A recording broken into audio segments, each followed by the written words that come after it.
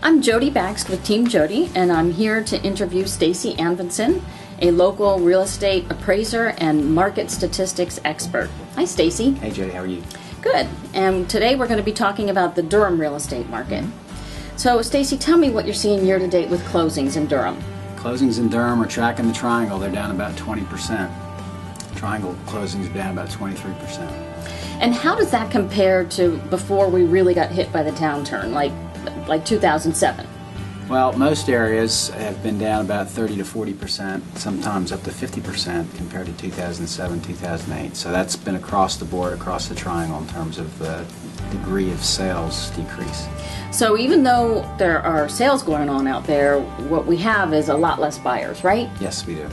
And what are you seeing with inventory in Durham? Inventory in Durham is decreasing, just as it is in the triangle, which is a good sign. If you've got an oversupply of housing, which we have in Durham, you want to see that the amount of houses coming onto the market are at a lower rate than they have been in the past, and that's what we're seeing in Durham. So is there an oversupply of housing in Durham? Yes, there is. There's an oversupply of housing in Durham and the triangle overall. We've got about a 10-month supply of Durham at the present time. 10-month supply. And what's happening with the median and average prices in Durham?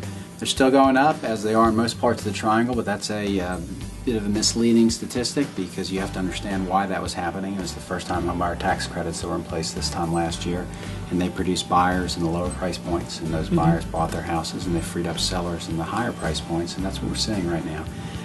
The sellers and the buyers are buying higher priced houses, plus the fact that the tax incentive took a lot of the buyers out of the market, and you don't have that activity this time this year. So really the main product that's selling are higher priced houses. What would you say is the best message for sellers right now? Get your house priced correctly. If you can do that, you can probably sell your house within 2 months and probably take about 2 to 3% off your list. If you don't do that, it's probably going to take about 6 to 7 months to sell. You probably have to take 20% off of your list. So it depends on how long the seller wants to hold on to their house for. It's their choice. And you're seeing average days on market stretch out still? It is, and that's really a statistic that hasn't changed much over the past 5 or 6 years, but in all the markets that I look at, this quarter, first quarter compared to first quarter of last year and year to date, it's increased by about a month, which is very unusual. Most of the time it just changes 5 days plus or minus, but across the triangle we've seen days on market increase about a month. So what's your prediction for what's ahead, Stacey? Oh, you going crystal ball on me, huh? Okay, well that question gets asked to me a lot, and really it comes down to jobs. If you want to figure out what's going to happen in our real estate market, go to jobs. And in our market, whether it's Durham, Chapel Hill, Wake County, it all comes down to what's going on at Research Triangle Park. If those companies are hiring, then that's good for the real estate market. If those companies are not hiring and they're laying off, that's bad for the real estate market. So we've seen unemployment rates come down a little bit. We've seen more people getting hired, even though the percentage increases aren't what we've seen in the past. The key phrase is that they are increases. And as long as we've got more people getting jobs than losing jobs, then that's great for our recovery as we move out of hopefully the bottom and move back towards what we'd hope to be normal activity.